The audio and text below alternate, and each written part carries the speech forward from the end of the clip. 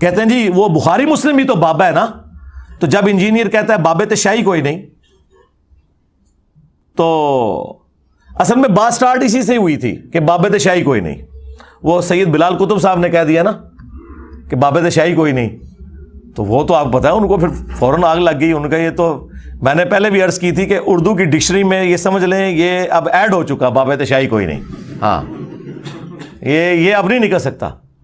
تو اس کے جواب میں انہوں نے کہا بخاری مسلم بھی تو بابا تھے. دیکھیں میں آپ کو اکثر کہتا ہوں, جس طرح بنو امیہ اپنے آپ کو حضرت عثمان غنی رضی اللہ تعالیٰ عنہ اور حضرت عمر بن عبد العزیز رحمہ اللہ تعالیٰ کے پیچھے چھپاتی ہے نا, تاکہ ہمارے کرتوت چھپ جائیں ان دو بڑی پرسنالٹیز جن کا ہم بھی احترام کرتے ہیں,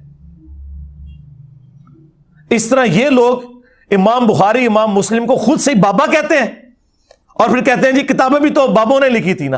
اور سرکار ہم تو تمہارے بابوں کی بات کر رہے ہیں. چشتی رسول اللہ بابا, لوائی اعظم من لوائی محمد والا بابا, صاحب اور سکر کے کانٹیکسٹ میں انبیاء کی توہین کرنے والے بابے, ان کو بابا کیوں کہہ رہے ہو؟ یہ اگر بابے ہوتے تو ان کی کتابیں ہم نے یہاں رکھی ہوتی. ان بابوں کو ہم بھی مانتے ہیں. ہم ان بابوں کو مانتے ہیں جو کتابوں کو مانتے ہیں, جو اپنے نبی کے غدار ہیں ان بابوں کو نہیں مانتے. ان کے پیچھے کیوں چھپ رہے ہو؟ مجھے بتائیں کیا ابو لہب کو رسول اللہ کے پیچھے چھپایا جا سکتا ہے ہاشمی کہہ کے؟ نہیں. اسی طریقے سے بنو امیہ کو حضرت عثمان اور حضرت عمر بن عبد العزیز رضی اللہ عنہما وعلیہم السلام کے پیچھے نہیں چھپا سکتے. اور اسی طریقے سے امام بخاری اور امام مسلم, امام ترمذی, امام ابو داؤد رحمہم اللہ اجمعین ورضی اللہ عنہم اجمعین وعلیہم السلام اجمعین, ان کے پیچھے تم اپنے بابوں کو نہیں چھپا سکتے جنہوں نے اپنے ناموں کے کلمے پڑھائے, جنہوں نے رسول اللہ کی شان میں گستاخیاں کی اور اپنی تعلیمات جاری کی. کو بات کرنے والی کرو تو یہ جی وہ بخاری مسلم انہوں نے پڑھی نہیں ہے, نام لے رہے ہیں. دیکھیں یہ اللہ تعالیٰ ہی ان کی منجی ٹھکواتا ہے نا. اچھا یہ لوگ پوچھیں منجی ٹھکوانا کیا ہے؟ بھائی اگلے زمانوں میں آپ کو پتہ ہے وہ چارپائی ہوا کرتی تھی, بعض اوقات اس کی چولیں جب ڈھیلی ہو جائے نا تو اس میں چھوٹے چھوٹے لکڑی کے سپیسرز ڈالے جاتے تھے تاکہ وہ چوں چوں کرنا بند کر دے. اے مولویاں دی بابیاں دی چوں چوں میں بند کیتی ہے. یہ کوئی نٹوریس محاورہ نہیں ہے, نہ کوئی یہ کوئی سیکس کے اوپر مبنی بات ہے اور نہ یہ کوئی دھمکی امیز بات ہے منجی ٹھوکنا. تو وہ کہتے تھے کہ اس کی منجی ٹھک گئی ہے, اب یہ چوں چوں کی آواز بند ہو جائے گی. ہاں تو یہ ان کی منجی میں نے ٹھوکی اللہ کے فضل سے. جب انہوں نے اس قسم کی حرکتیں کی, ان کی منجی میں نہیں ٹھوکنی تھی. اور جب یہ بخاری مسلم پڑھیں گے تو خود بخود ان کی منجی ٹھکے گی کہ نام لے رہے ہیں بخاری مسلم کے, اور دیکھیں خود بخود یہ مجھے ہتھیار دے رہے ہیں. میں بخاری مسلم سے ہی بتاتا ہوں کہ بخاری مسلم کا کیا موقف ہے جو یہ بیان کر رہے ہیں, کیونکہ اس میں حنیف قریشی صاحب نے کہا کہ بخاری مسلم بھی تو بابا تھے اور لوگ ان کے مزار کی مٹی لے کے جایا کرتے تھے تبرک کے طور پہ. یہ بخاری مسلم نے خود لکھا ہے کہ ہمارے مزاروں کی مٹی لے کے جاؤ.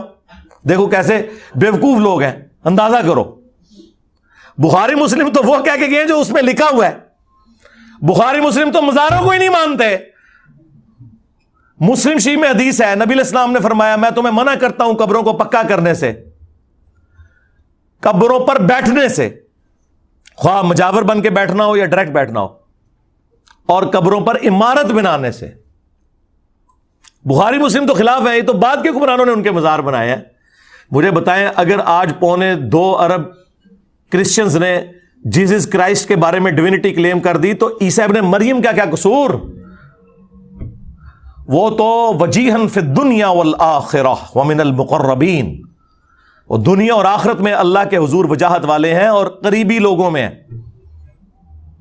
تو مجھے بتائیں امام بخاری امام مسلم کا اگر مزار بنا ہوا ہے تو اس میں ان کا کیا قصور؟ کیا خود بنا کے وہ دفن ہونے سے پہلے اپنا مزار بنا کے اور اس میں وہ علم حدیث دے کے کہہ رہے تھے کہ ہمیں یہاں دفنانا ہے؟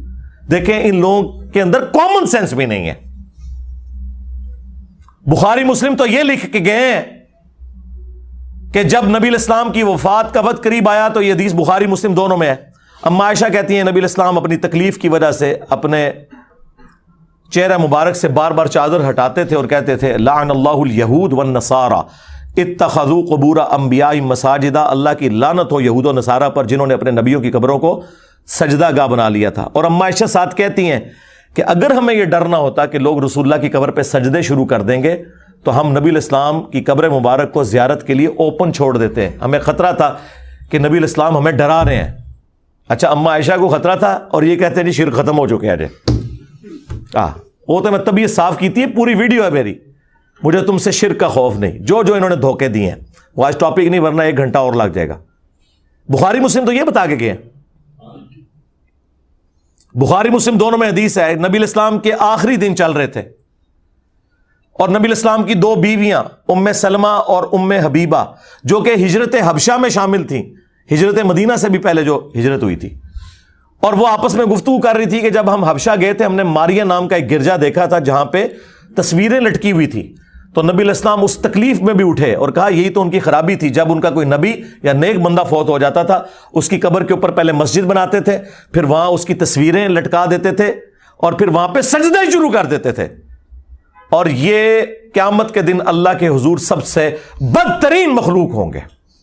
جی ہاں, اور یہ نہ سمجھیے گا کہ یہ اگلی امتوں کے بارے میں. بخاری مسلم دونوں میں حدیث ہے کہ میری امت میں بھی وہی خرابیاں پیدا ہوں گی, تم بھی اگلے لوگوں کے پیچھے چل پڑو گے قدم با قدم, بالشت بر بالشت, حتیٰ کہ اگلے لوگوں میں سے کوئی گوہ کے سوراخ میں داخل ہوا تم بھی یہی کام کرو گے. صحابہ نے پوچھا یہ اگلے لوگوں سے مراد کیا یہود و نصارہ ہیں؟ آپ نے فرمایا اگر یہود و نصارہ مراد نہیں تو اور کون سے لوگ مراد ہیں؟ اچھا یہ حدیثیں بتاتے ہیں نا, تو یہ لوگ کہتے ہیں وہ جی یہ یہود و نصارہ کا فیشن آ جائے گا, دیکھیں نا لوگ یہ پینٹ شرٹ پہن کے پھر رہے ہیں. اس پہ ہم نے کہا تھا نہ, پرانیاں گلاں, پرانے بانے, پرانے بابے, اب باباؤں کے بابا آ گئے ہیں.